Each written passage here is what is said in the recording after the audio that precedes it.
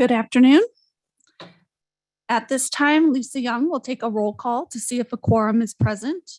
For members attending in person, please turn on your microphone when speaking so that virtual attendees can hear you. For members attending virtually, please remember to unmute your device before speaking and mute when you are not speaking to create a positive experience for all attendees. Phone participants should use *6 to mute and unmute and *9 to raise their hand. Lisa, please proceed with the roll call. Thank you, Madam Chair. Members of the committee, when I call your name, please respond. Danae Pressler. Present. Thank you. Robert Vondenacker. Present. Thank you. John Sherrill. Present. Thank you.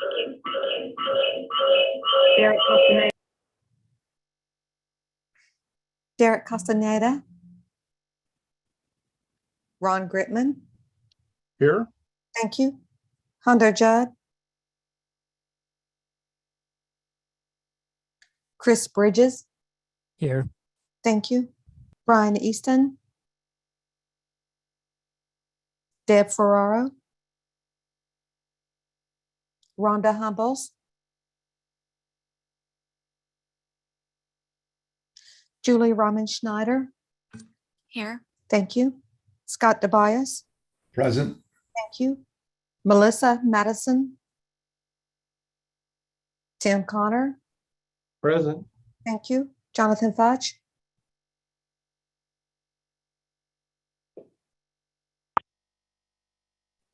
Jonathan Fudge. Christina Hopes.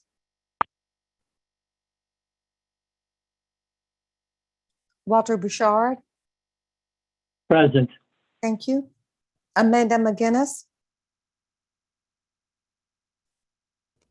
Present. Thank you. Mike Sonnenberg. Beverly Chanowski. Present. Thank you. Michelle Wilson. Present. Thank you. Michael Denby. Steve Trussell. J.C. Porter. Present. Thank you. Dave Barry. Ed Stillings. Present. Thank you. Spencer Camps. Kim Butler. Here. Thank you. Erin Cooper. Present. Thank you. Stan Ballone. Kristen Watt. Michelle Kamikawa. Michael Chamberlain. Robert Forrest. Present. Thank you. Susie Stevens.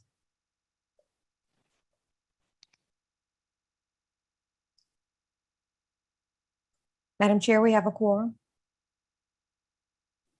Thank you, Lisa. A quorum is now present. The meeting of the MAG Air Quality Technical Advisory Committee is now called to order. Thank you for attending today's meeting. Copies of today's meeting agenda packet are available on the information table in the hallway. The presentation is posted on the MAG website under today's Air Quality Technical Advisory Committee meetings. The MAG public comment process provides opportunities for members of the public to comment on items scheduled on today's agenda or on items that fall under MAG's jurisdiction. Opportunities are provided for public comment under the call to audience and action items. MAG also provides the opportunity for members of the public to submit written comments via the MAG website prior to the meeting, as long as the comments are received at least 1 hour prior to the posted start time for the meeting. If you would like to comment at today's meeting, please fill out a white request to speak card located on the information table in the hallway. Please be sure to indicate the item for which you want to speak and give it to a designated MAG staff member. If you parked in the garage, remember to validate your ticket. Parking validators are available on the information table in the hallway. For those who purchased a transit ticket to come to the meeting, please see staff for a ticket. Please note that hearing assisted devices are available from MAG staff. So agenda item number 2 is a call to the audience. This is the opportunity for the public to comment on items that fall under MAG's jurisdiction that are not on the agenda or that are on the agenda for discussion and not for action. 15 minutes will be provided for the call to audience agenda item unless the committee requests an exception to this limit. Members of the public who are attending in person may deliver their comments from the lectern at the front of the room. You have up to 3 minutes to complete your comments. A timer is provided to assist you. When the light on the timer changes from green to yellow, you have 1 minute remaining. If the light turns red, a buzzer will sound, meaning your allotted time has expired. I have not received any requests to speak cards for this agenda item. Are there any members of the public here today who desire to speak on this item? Seeing none. MAG also provides the opportunity for members of the public to submit written comments prior to the meeting, as long as the comments are received at least 1 hour prior to the posted start time for the meeting. MAG staff, do we have any written comments for this item? We didn't receive any written comments. Thank you. Moving on to agenda item number 3, approval of the August 25th, 2022 meeting minutes. Is there any discussion on the minutes?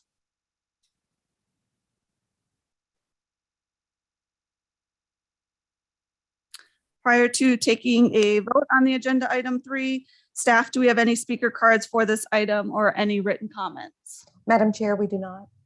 Thank you. Is there a motion to approve the August 25th, 2022 meeting minutes? Danae Pressler, City of Avondale. I move to approve the August 25th meeting minutes. Thank you, Danae.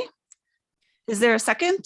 Deb Ferraro, City of Mesa. I second the approval, and I popped in a little bit late, so I missed the call in the beginning. I apologize. But I am present. Thank you. So we have a motion from Danae Pressler and a second from Deb Ferrara.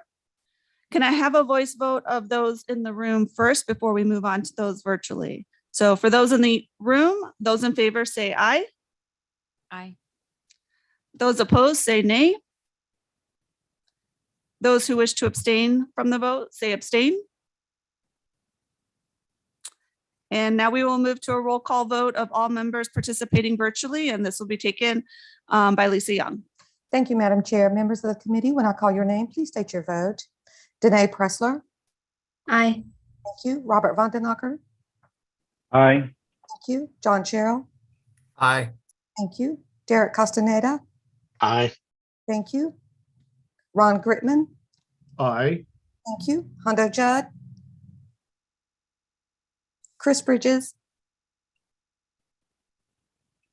Chris Bridges. Sorry, mute was a challenge. Aye. Thank you. Byron Easton. Deb Ferraro. Aye.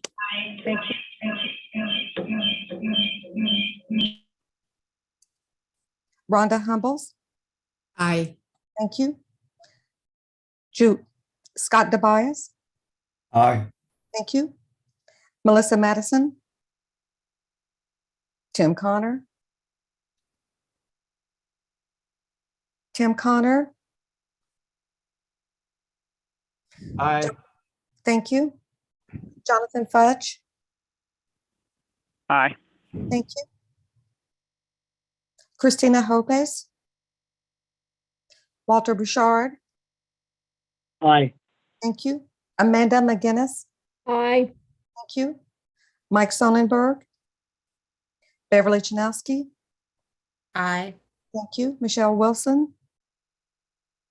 Aye. Thank you. Mike Denby. JC Porter. Aye. Thank you. Spencer Camps. Kim Butler. Aye. Thank you.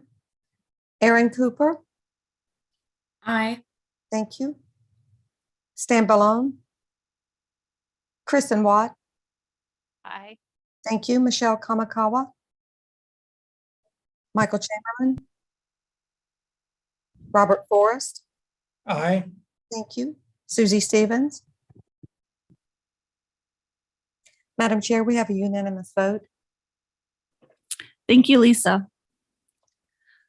Moving on to agenda item number 4, air quality and the implications to transportation and economic development. Timothy Franquist with the Maricopa Association of Governments will be providing the presentation.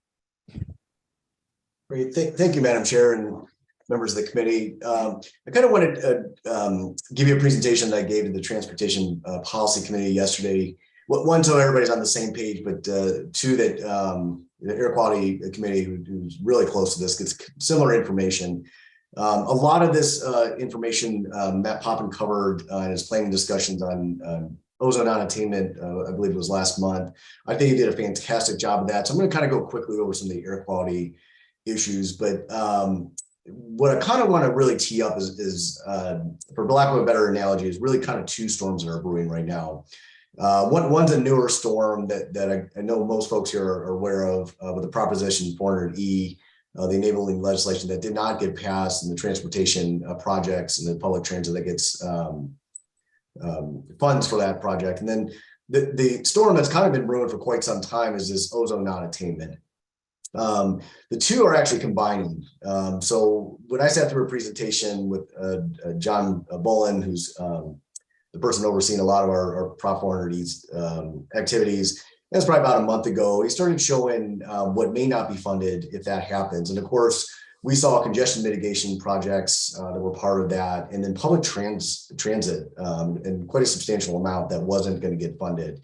And again, I thought Matt really kind of laid it out last month on, new measures in the area could definitely be required. So emission control measures that we just haven't seen probably on this level in 10 years or maybe even 20 years to really help us get to attainment by the 2024 deadline.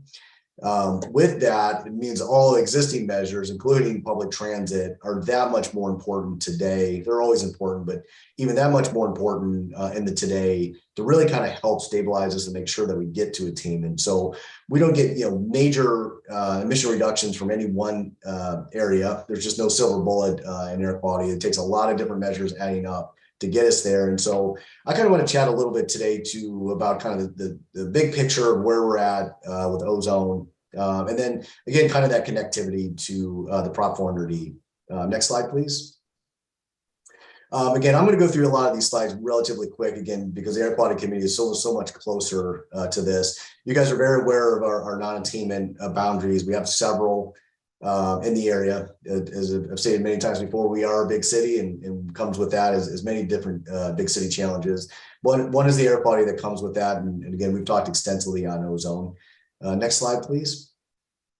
Again, the committee is probably more than aware of our planning obligations designated by the governor, the three pollutants that we are specifically planned for. And again, today is going to be mostly around ozone, but again, it was really a refresher for a different audience. Next slide, please. I think it will take a second here. Folks may or may not be aware, but about a week ago, the EPA did sign a notice to bump us up to moderate non-attainment. So that I think we all saw coming, and we've been talking about it extensively. Again, Matt did a wonderful job last month of talking about how we're planning for that. But I would say it's official. It still needs to go through the Federal Register process, but for all intents and purposes, we're now officially there with moderate, which comes with all the challenges of moderate. We'll talk a bit more about ozone offsets, and that's kind of really what I really want to get into a little bit later. But again, I just want to make folks aware that we did get the notice that did happen, and we should see the registration publication in the register probably in the next few weeks. Next slide, please. And then again, folks are probably more than aware of what the standard is. I kind of want to point this out again. I think Matt went over this in real detail. We just had this discussion again, kind of this range that we've been talking about. On this higher end is that 80 parts per billion to see in 2021. That's the design value there. Again, same thing in 2022, we're seeing about 81 parts per billion. Again, what's scary there is that I think it's really important for us from a big picture standpoint to know that that's the air that we do breathe every day. And so while we're looking at that lower number 75, that's what we believe is the approximate number if we remove exceptional events associated with wildfires. But I think it's important to talk about two. We have the regulatory or the planning number that's at 75 parts per billion, or on the public health standpoint, we have the 81 parts per billion. Again, that's the air we breathe. I think it's important that we have that conversation. We'll talk in a minute about how that's kind of upticking a little bit. Next slide, please. So what does all that mean? Again, Matt went over this extensively last week, but I really think it's incredibly important just to kind of hammer home this real first piece is new control measures are going to be absolutely necessary to get from here to there. In fact, we were talking yesterday that may require statute changes because the state right now can't be more stringent than the federal government. Some of these measures may need to be more stringent to get it from here to there. And so brave new world when it comes to control measures. I know these things are expensive to implement. They're complicated to implement. It's not something we want to do. But as this committee is well aware of, avoiding serious non-attainment is absolutely critical for public health and certainly the economy. And so we'll talk more about this as we get this reasonable available control measure list in. It will be extensive and there'll probably be a lot of new things that we've seen before, but please do humor us, do have those conversations internally, because again, for us to get from here to there is going to be requiring us to do something we simply just have not done in this area before. Again, we're at the same level of offsets we were under the 2008 standard. So it is the 1 to 1.5. Again, we'll talk some more about the challenges there. We'll have to implement contingency measures if we don't hit the milestones for returning to attainment. And then again, a piece that's kind of been out there that we may have to talk about, hopefully not, but again, do we have to consider emission sources outside the non-attainment area? That's a tough pill, I think, for a lot of folks to swallow, certainly no more than the business community that's already pretty heavily regulated, even outside the non-attainment area. Those are typically large sources. They're under some pretty stringent permit requirements now. Again, our hope is that we don't have to go anywhere near that, but again, the rule does put that on the table if we can't demonstrate attainment with control measures within the non-attainment area. Next slide, please. Next slide. Again, I won't go deep into this. I think we've had this conversation. I thought Matt, he went way into the science of this. As you guys know, ozone's made up of VOCs, NOx, in the presence of sunlight, and that generates our ozone. And like I say, I think Matt covered that extensively well last time, so I'll just briefly go over that. Next slide, please. Here I will kind of hammer this a little bit more. Again, we've seen these graphs before, I'm sure. The blue line is the actual measured concentration in the form of design values. And it's that blue line that I think really kind of gives me pause for concern. Again, what I've been just wanting to be candid about that is the air we breathe. It is upticking a bit. Wildfires play an extensive role in that. We know that. Our own wildfires, the wildfires from California, but that is a bit alarming, I think, from a public health standpoint, that it is out there. The red line is what we believe, plus or minus, to be the data that we would use for planning purposes. We're moving wildfire data. As you can see, that number looks like it's probably closer to 75 for both 2001 and 2002. And what that means is that line's starting to actually plateau out a little bit. Again, not the declining trend that we want to see. We're starting to kind of plateau a little bit. So let's talk a little bit more about that. Next slide, please. And so something we've been having a lot of conversations about, again, what is driving some of our ozone issues?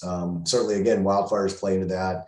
International transport obviously plays into that. But again, if it was just wildfires alone, you'd expect the rest of the state to be trending somewhat upwards as well, mainly because a lot of those fires are large enough to impact the state or most of the state.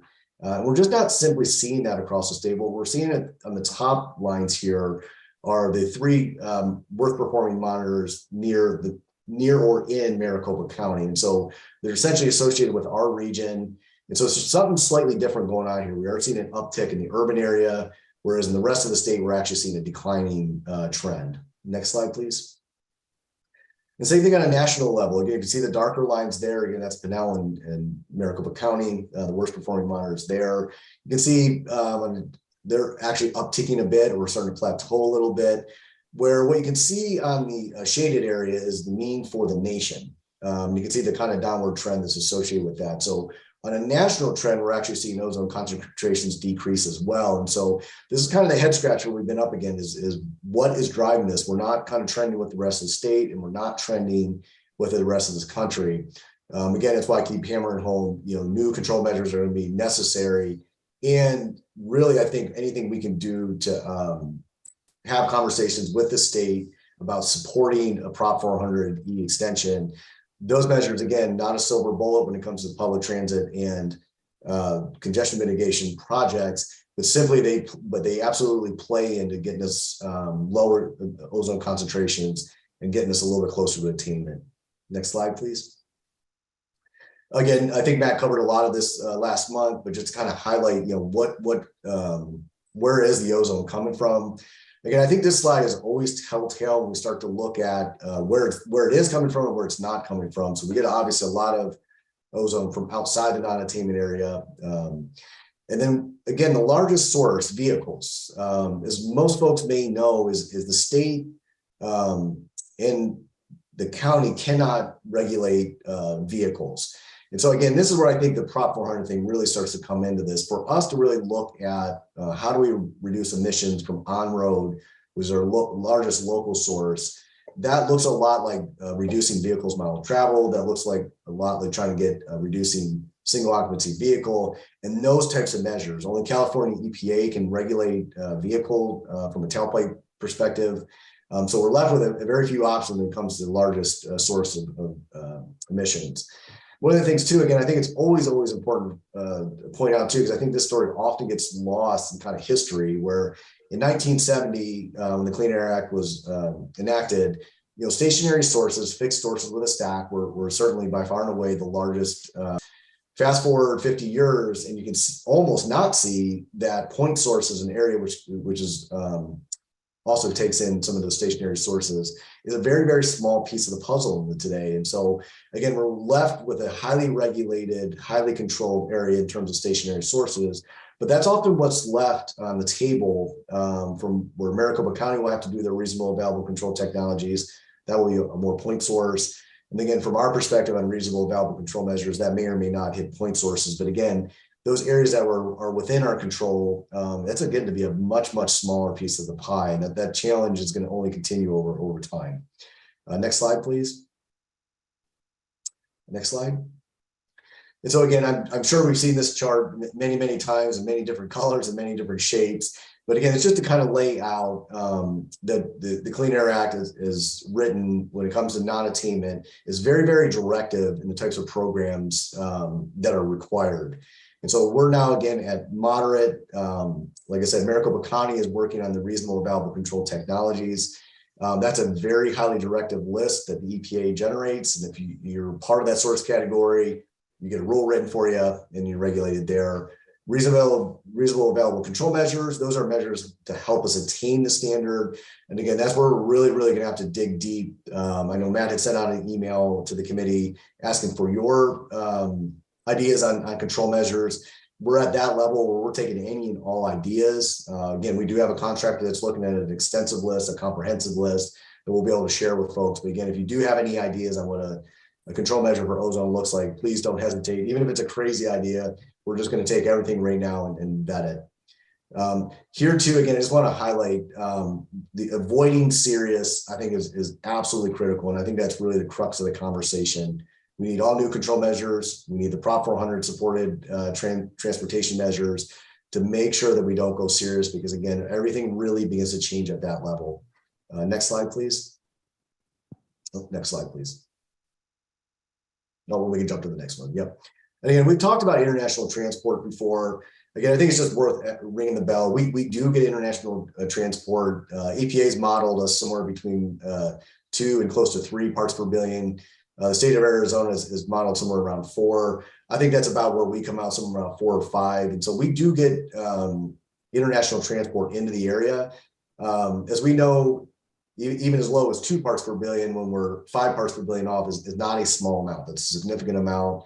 But I will tell you, and I think, again, Matt covered this really well, the EPA put that bar on what's referred to as a but-for analysis, a 179B analysis, in that the domestic emissions or human-made emissions cannot be over the international emissions. They've sent out some pretty extensive guidance, and I think to make emphasis added, they also sent 2 disapprovals, one from Utah and one from Texas, I think, to really sink that home, is that bar is super, super high. So it is an option. It is an option we do consider, but because of the bar is so high, we have to figure out, exactly where does that play in.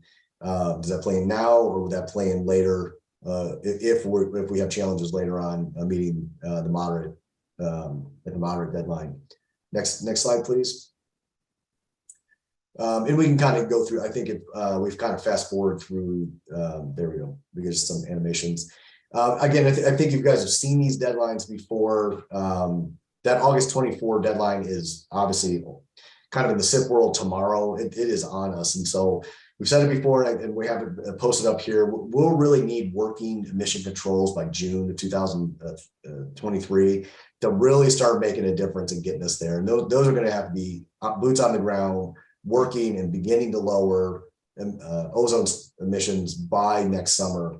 Again, this is going to come and go quickly, this August 24 deadline.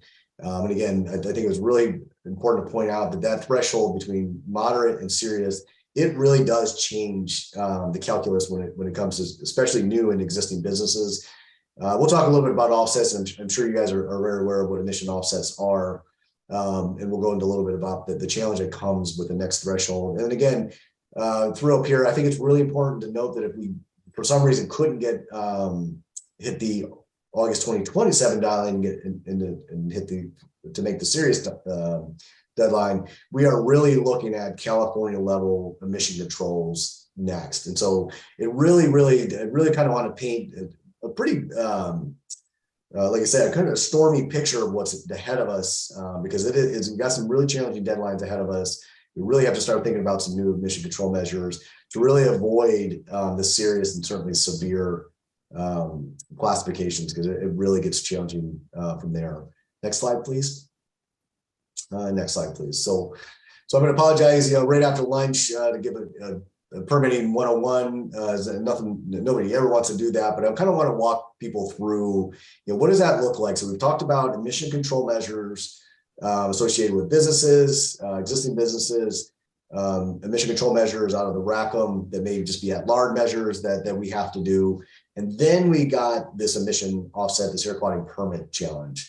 So at a very high level, when you're in a non-attainment area, if you're a new source or you make a major modification to an existing source, you need something that's referred to as an emission offset. And I'm sure we have those conversations. I know this has been going on for quite some time. And if you need those emission offsets, where do you get those from? Well, the Arizona Department of Environmental Quality has a bank, or people have them sometimes internally, so they can use their own.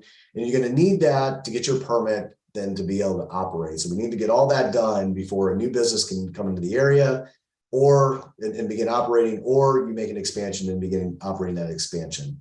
Next slide, please. Again, it changes. So when we start talking about what a major source is today, it's 100 tons per year, and a major modification is 40 tons per year. That's a very, very large facility. And so that looks something like an Intel level expansion that they just went through, or that looks like a utility size facility. So 100 tons per year is a large facility. Those are the ones that we do want to encourage to come into the area, because those are the large job producers. If we hit serious, what you can see there is a substantial change in what major source thresholds are. Now we start to go to 50 tons per year. That's not a utility size facility. Now you're starting to get into the kind of run of the mill facility. 25 tons in terms of a major modification. Again, we're not looking at an Intel size, a $20 billion expansion project. We're looking at a more run-of-the-mill expansion project. So again, I think it's just worth noting over and over again. I think it's important for you guys to carry this message from as committee members, is that avoiding serious non-attainment at all costs is absolutely imperative, because again, as you can see here, not only does the emission offset numbers change from 1 to 1.5 to 1 to 1.2, and that's significant in its own right, the thresholds for those change significantly as well. And that begins to impact a lot of existing businesses, and certainly any new businesses that want to come into the area.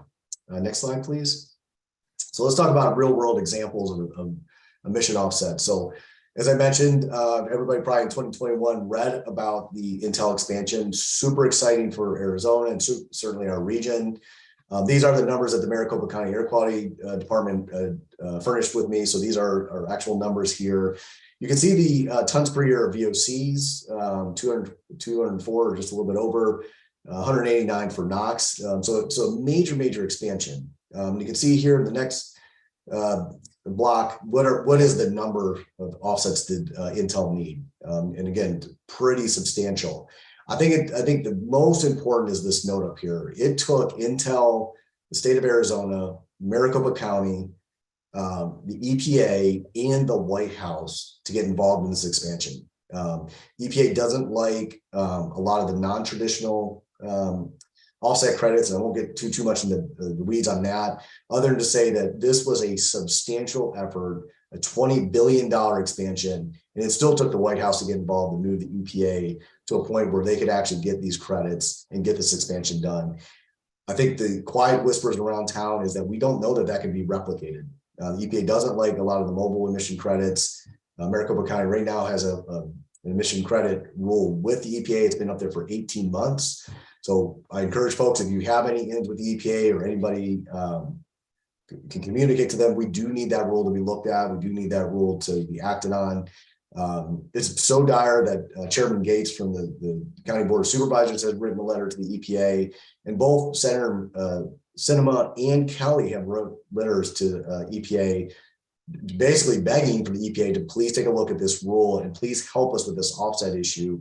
It's a major issue, and we're still getting crickets. So again, anything you guys can do on your parts is imperative, because again, we're just waiting for a very, very important rule to go through. Otherwise, we're going to continue to challenge with offsets. Next slide, please. So in terms of, again, a very real world situation. So TCM, the Taiwanese chip manufacturer, again, something we're very, very proud of to come to the area. Right now, it's being permitted at the 90 tons per year level. So just under that major source in the today. However, if we were to go serious non-attainment, that's a major source. When I talk to the county, we're getting a lot of data centers in the area. Again, good thing for our economy, a good booming business. Those are typically over 50 tons per year, well over 50 tons per year. Again, today they're minor sources. In the world of tomorrow, those are major sources requiring offsets. And again, you can just see even from a TCM perspective, they're going to need somewhere in the neighborhood of 108 tons per year of offsets if they would have come even just as 2 years from now, and God forbid we do go non-attainment, into serious non-attainment, these would actually be major sources, and we'd be really trying to figure out what to do with these offsets. Next slide, please. And again, just a hypothetical example of an expansion. Again, just something as small as a 30-ton expansion was going to require 36 tons before they can begin to operate. It's going to be a huge challenge, but let me jump to the next slide if I may, because I think this is what really brings it home. So in the bank, in the ADQ bank today, what's I won't say advertised, but what's listed is 319 tons of VOCs and 97 tons of NOx. Next slide, please. However, what is actually available for permitting is actually zero. Confirm this with the county is that Intel, when they did their expansion, they own all those credits, and those were all used as part of their expansion. And so those last 3 slides, I think, should be much more alarming now, because those situations are not hypothetical. Those are very real situations. And for us to find these offsets, even for a single entity right now, would be next to impossible. And that really does impact our economy. And it makes us a little bit discourages some businesses from maintaining at least, or coming into at least the non-attainment area. So again, I can't hammer this home enough. Again, new control measures on the Rackham side, and working to do whatever we can to generate offsets, because this is going to be a big challenge over the next couple of years. Next slide, please. Next slide, please. So again, where do the 2 storms converge? So as you can see on this slide, there's a substantial amount of new transportation projects coming online associated with the Prop 400E. You can see the amount of money that's being dedicated to active transportation. Those are things directly helping keep people off the roads, keeping emissions down. 200 million for different air quality projects. So substantial monies. Each of the projects listed up there: new freeway or highway miles, new HOV lanes. You can read the slide. These different projects associated with light rail and transit.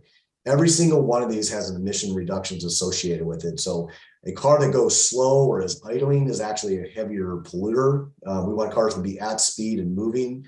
That's actually their emission controls on their vehicles work optimally at that point.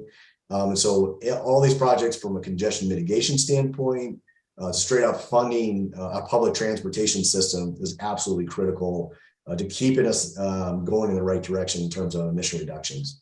Next slide, please.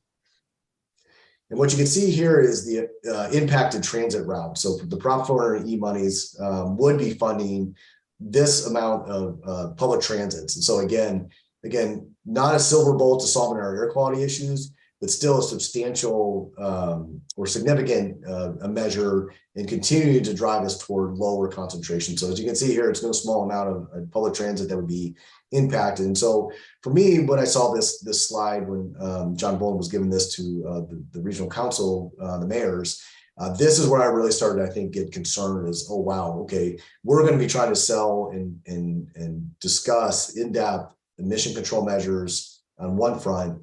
And on another front, we could potentially be losing some of those measures through public transit and congestion mitigation. So this is where I refer to those two storms now starting to kind of combine and exacerbate each other. We need those Prop 400 monies. One, just it's good for society. It's good for our transportation network. It's good for our economy. Same on the air quality side. The air quality side is good for public health, but it also drives an economic factor too, that if we don't figure out both these issues kind of on the same, we're really going to be struggling over the next couple of years. Next slide, please. Next slide. So this is a slide I stole from my days when I was the air director over at the state. This is a study we kind of put together, scaling from a San Antonio study to say, okay, so how much is this really costing us? Is this a real thing? And what I can tell you is this is a very, very conservative estimate of an annual cost of non-attainment in our area. So as you can see, it's significant and moderate. It certainly jumps substantially at the serious non-attainment. But next slide, please. Well, let me show you kind of two more recent studies that were done, one in Oklahoma City and one in Corpus Christi. Both smaller economies than our region, probably significantly. Oklahoma City is saying that they're thinking somewhere in the 15 billion over 20 to 30 years. So that does come out to several hundred million a year. Corpus Christi is saying about the same, about 600 million a year to $1 billion a year. Again, and what we just talked about is construction issues, pollution controls, and potential loss of economic activity due to different permitting and or industrial development. So again, very, very real numbers up there and very, very recent numbers for areas that are even smaller in the economic development than our region. So again, very real world public health issue, also a very real world economic issue. Next slide, please. And so a lot of folks have been asking, okay, well, California's in this boat. Why do they seem to be kind of driving along? Things are fine over there, yet in Phoenix, we're talking about this as a much bigger issue.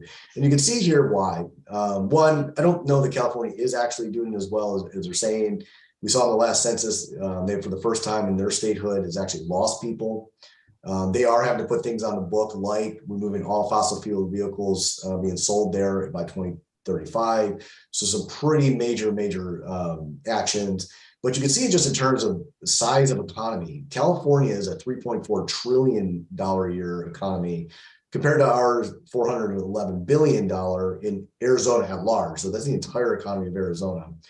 California is the 5th biggest economy in the world. So if they were a country of themselves, they would be the size of India or Germany in terms of economic output. And obviously the largest in the nation. Arizona is the 20th in the nation. They have 53 Fortune 500 companies and we have 8. So again, kind of a tap back to ozone offsets. What's the difference between California and Texas? Well, one, they have a much larger economy, but two, their economic portfolio or their industrial portfolio is a lot more heavy industry than Arizona. And so they do have a lot of companies that are going out of business. When that does happen, you can take those emissions and bank them. That happens often enough and on such a large scale in both those states and other more heavily industrialized states where ozone offsets aren't as big of an issue in those areas. And again, California can kind of buy their way out of this problem where we're not going to be able to do that. We don't have the same heavy industry with California or a place like Texas. We don't generate those offsets as readily. And again, we just don't have the same type or size of economy that we can buy our way out of this. Next slide, please. So what does that really all come to? Well, like I said, it's been the kind of the analogy I've been using is we have two major storms not now brewing. They're very much on us. And so we have the air quality issue with the ozone, with the Prop 400E, with the transportation projects. If we can solve both of those issues, I think we really can move forward in a responsible economic growth. So again, you're going to start to hear us kind of commingle those stories that again, we're going to need all those transportation projects to help us, plus many, many more things to get us from here to there in terms of meeting our attainment. And that'll be good for our economy and that'll be good for our public health. Next slide, please. And so with that, I'm happy to take any questions. Thank you for that presentation. Do I have any questions in the room? Are there any questions from those attending on the phone? Hi, Tim. This is Danae with City of Avondale. That was a really great high-level overview. Who did you say you presented that to? Madam Chair and committee members, I gave that yesterday to the Transportation Policy Committee at MAG. I kind of want to bring them into the fold on the air quality side. They're very much obviously aware of the Prop 400 as related to transportation, but I thought it was very, very important that they could kind of see our world too and how the two intermingled. Yes, that makes a lot of sense. Are you also bringing this on a roadshow to any other advisory committees? Madam Chair, committee members, yes, I'll also be presenting this to regional council, I believe it's next week. So yeah, I think right now we're just going to kind of beat this drum, really get the word out there, because again, as we all know, time is so limited that we just really got to get everybody kind of pulling in the right direction. So, I'm happy to come to, any municipality, have that conversation. If that helps you guys, I'll continue to, talk to our committees and I'll be having the conversation, certainly any chance I get. Tim, Madam Chair, this is Amanda. Go ahead, Amanda. Tim, I have a question for you. Has anyone at MAG done the correlation of the amount of emission reduction that was received during the 2004 to will soon be 2024 Proposition 400, the second 20-year sales tax renewal? So have you looked at all those projects that were done during that time frame and added up the amount of emission reduction that the region received so that we can show those true benefits like that? Madam Chair, committee members, Amanda, no, we actually didn't go backwards. We actually went forward. So we're in the process of modeling that now. I can go back and ask to see how easy that is. I don't think it would be that hard, but we are in the process of generating that now to really kind of arm you with that. I think what I will do is temper expectations, as my staff tempered me. We don't get gigantic emission reductions. Like, you're not going to see a 10 ppb reduction in emissions from really any one area. And so I don't want to oversell any one control measure, any one transportation measure as being that silver bullet. Again, like we've talked about many times, it's many different actions adding up to success, but we can kind of go back and look. That might not be a bad analysis. I'll talk to our transportation folks to see if we can do that. But we do and are generating numbers on the going forward. So what Prop 400E would have funded or will fund, hopefully, if it gets passed. We are generating those numbers. Again, they're not substantial in terms of parts per billion reductions, but it does go into, again, just every little piece counts. And so let me kind of pull that together, and maybe we can bring that back to the committee at some point just to share that or send that out into communication.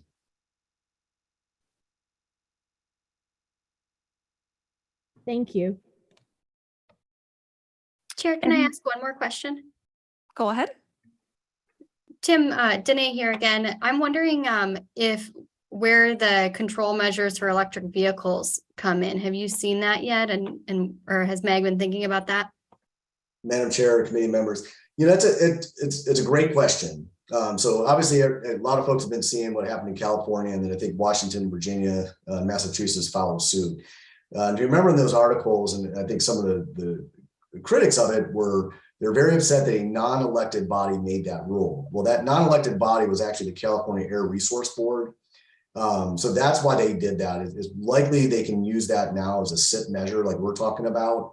But that's what you would have to do, is you have to adopt that and then model that. So we haven't had that conversation yet. I think that's that would be a pretty large jump for us. That would require the state to get involved, and I'm not entirely sure we could move them on that issue. The other problem that we're having with the EPA is that we know that EVs, because we get the registration data that we use to model, are coming in to the mix in terms of vehicles. But the EPA will not allow us to use that in the modeling right now. Again, it's probably not terribly significant because, again, the percentage is not gigantic, but it is growing daily. And we've asked the EPA, well, again, you guys were promoting EVs backwards and forward. Why can't we use those in our model? And again, because they're not federally enforceable, we can't use them. So again, that's probably why California Air Resource Board made that rule, is because now it's federally enforceable and they can actually model those potential EVs into the portfolio going forward. So again, whether that actually gets them to where they need to or not, it's hard to say. But again, that's almost certainly why they did that. So EVs are a big part of this, but as far as actually formalizing that, we'd probably have our challenges at the state level. And then again, we're having some problems even at the EPA level.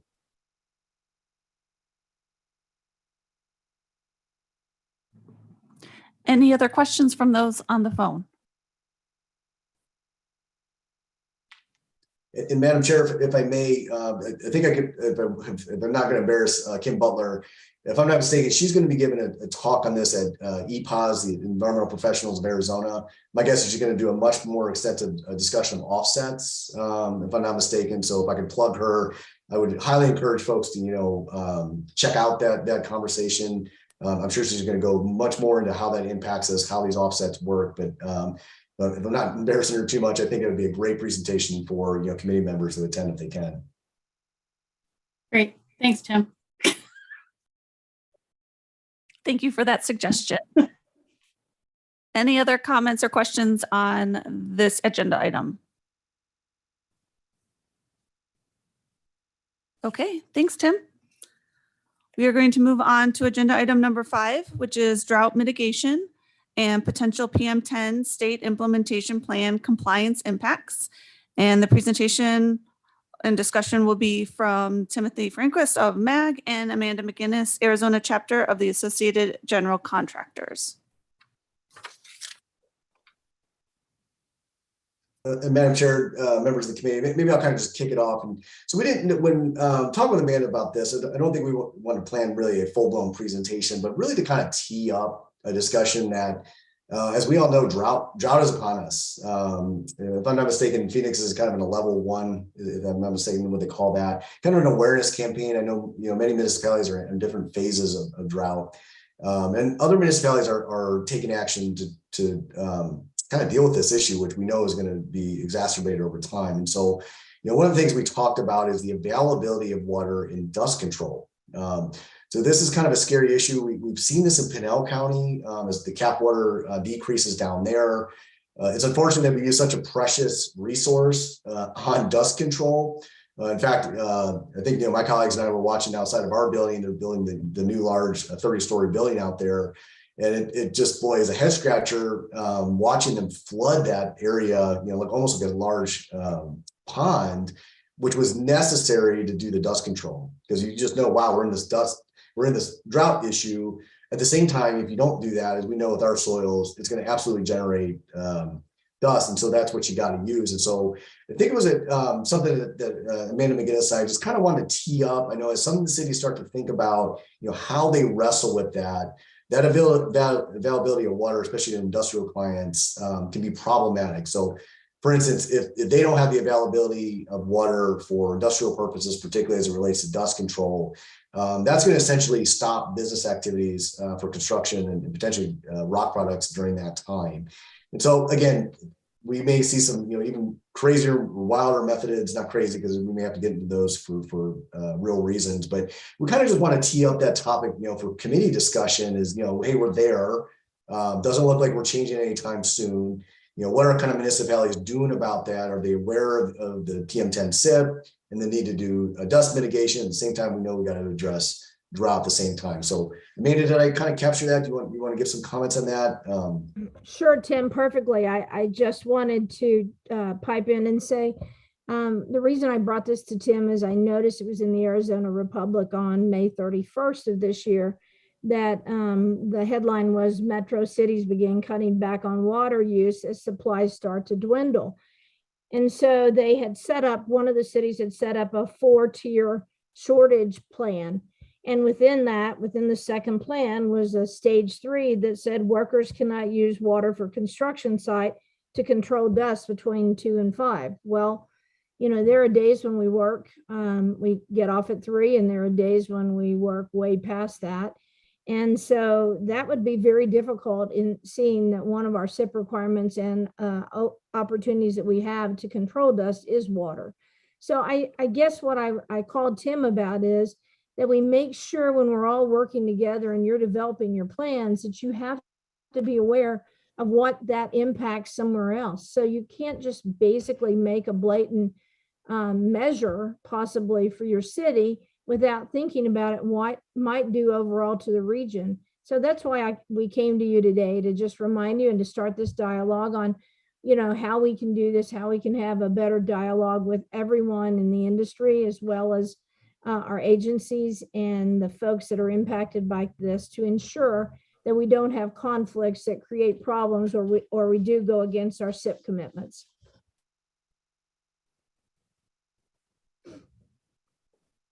So I don't know if anyone else wants to make a comment about this. What Yes, we thanks. brought up. Thanks, I would- Amanda. I'm just going to open it up to the group. So go ahead. I would love to make a comment. This is Deb Ferraro with the City of Mesa, and our drought management plan does talk about not using water between 2 and 5. But when we get to stage 2 of the drought, and we talk about not using potable water during that time. So there is the possibility to store water on site, or to use non-potable water, or we're looking at putting together guidance and maybe working with some other municipalities to come up with some good ideas in terms of dust suppressants that won't impact water quality as well. So we are working on that, and we plan to communicate with Maricopa County. We already have, in terms of the guidance that we put together, because we do realize PM10 is an issue as well as water consumption. Madam Chairman, Deb, thank you very much. I didn't want to call you all out as the city that was in the article.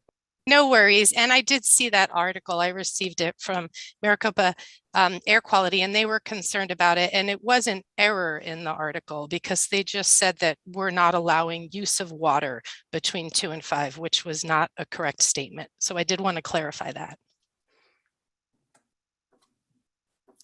Thank you, Deb. I think a lot of cities do have a similar statement in their drought management plan, differentiating between use of potable versus maybe reclaimed or gray water or other sources. So thank you for that clarification. Do we have any other comments or questions from the committee on this topic?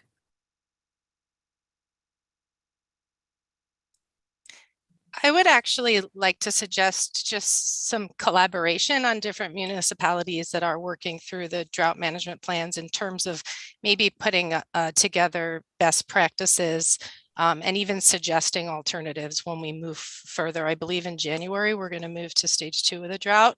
So if we were all on the same page, I think that would be also very helpful to contractors as well as the regulators.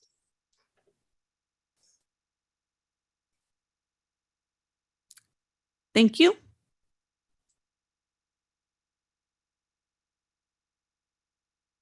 Any other comments or questions?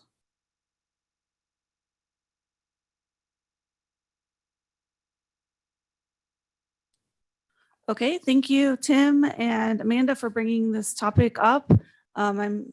It's quite a good possibility we'll continue to be talking about this as the drought continues, and potential dust exceedances also become apparent. So thank you. We'll move on to agenda item number 6, request for future agenda items. Topics or issues of interest that the Air Quality Technical Advisory Committee would like to have considered for discussion at a future meeting. Do we have any suggested topics?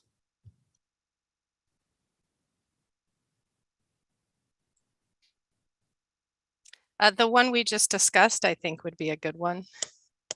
The best management practices Yes, yes, please.